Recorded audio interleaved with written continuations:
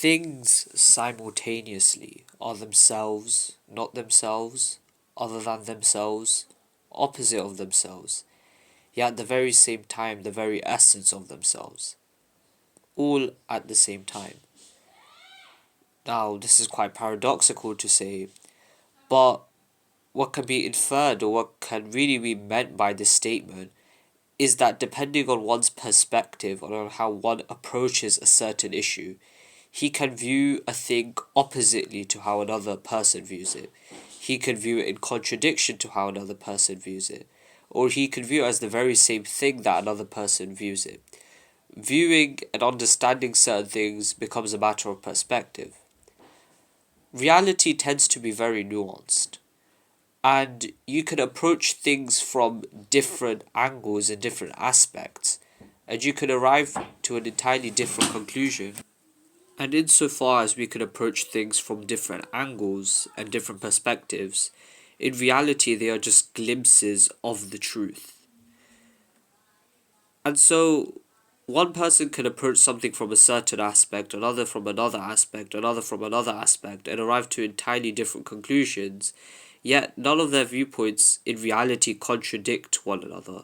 In reality, they're very much arbitrary, yet because of the fact that they only know as much as they individually know from each aspect they've investigated or they've decided to uncover, they may view the others as incorrect or wrong, when in reality they aren't necessarily wrong, and they're included within the vast, nuanced nature of truth. An interesting issue to perhaps understand this would be Islamic theology. In Islamic theology, a common debate is that is God's attributes his essence or other than his essence, or neither his essence nor other than it.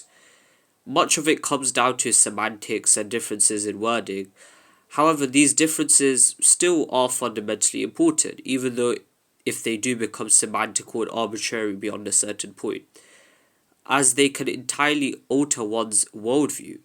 And these differences, despite being arbitrary in most cases, don't make the differences themselves any less real. Because these differences have influenced the lives of millions of people. Time and time again, humans choose to hyper-focus on certain issues, when in reality they have no simplistic explanation and ignore the real-world evidence contrary to their worldview.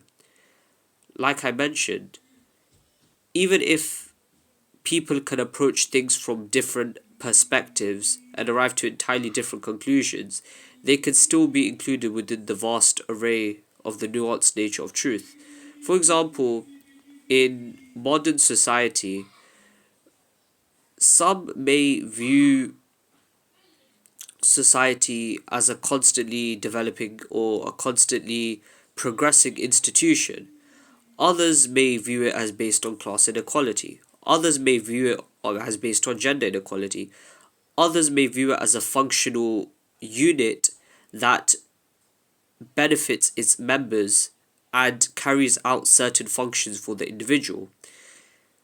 In reality, all of these are correct from their own way and based off their own evidences, and they do not necessarily contradict one another.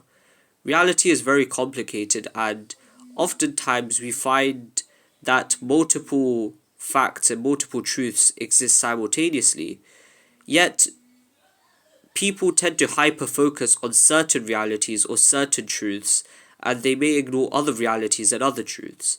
As such, because their understanding of truth and of the nature of reality is so limited that they ignore the nuance in reality, they tend to become hyper focused and thereby become fanatical regarding certain issues.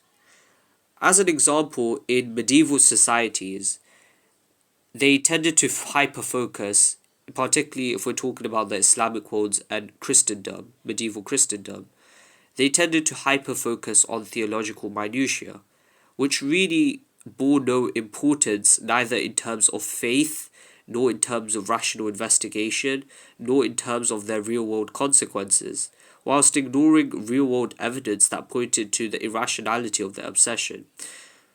For example,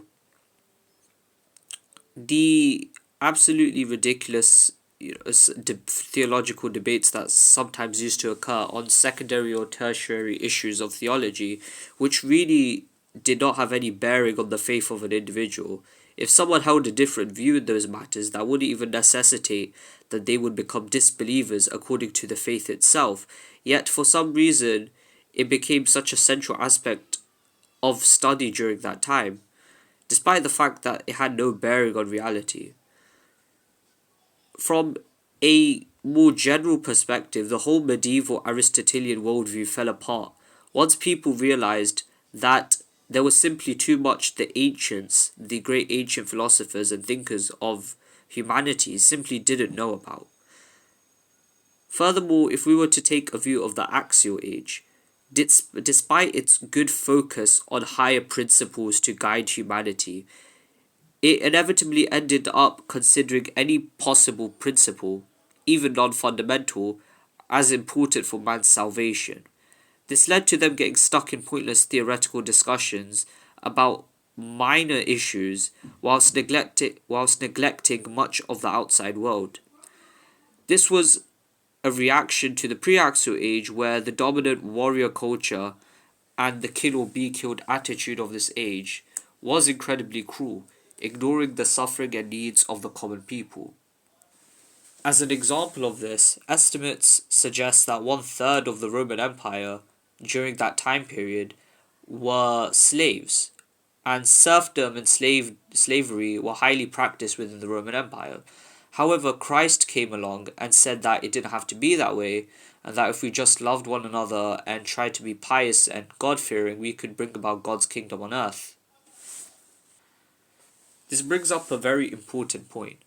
Aristotle and other Greek philosophers have said that the greatest strength of a civilization, when pushed to its logical conclusion, becomes its greatest weakness.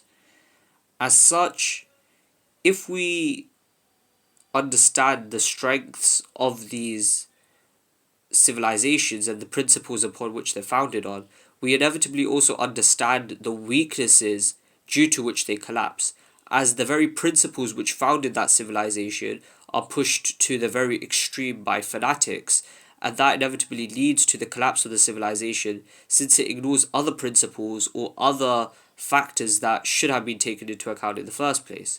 For example, the modern world's hyper obsession with materialism and with material factors, whilst ignoring the spiritual, and even, for example, many modernists may tend to ignore the role of ideas or the role of non-material influences and factors. As an example, Marxists tend to hyper-focus on class analysis and economic factors. They tend to hyper-focus on class inequality. However, they fell victim to viewing everything through a materialist, classist lens, meaning everything is, just viewing society, the whole of society, through this division of labor between the proletariat and the bourgeoisie. And many Marxists, although there was, of course, effort within Marxist scholarship to change these views and correct these views among certain Marxist circles. However, the vast majority, many Marxists neglected the factors that stood aside of class and aside of economic factors. Thus, although they offered very successful critiques of capitalism and they were correct about many of the flaws of capitalism, the solutions that they offered simply didn't work, and many of Marx's predictions simply didn't come true. That's because they fail to operate in real-world conditions and can only work in theory. But then by definition, since they can't work in real-world conditions and only in theoretical ones, it has already failed.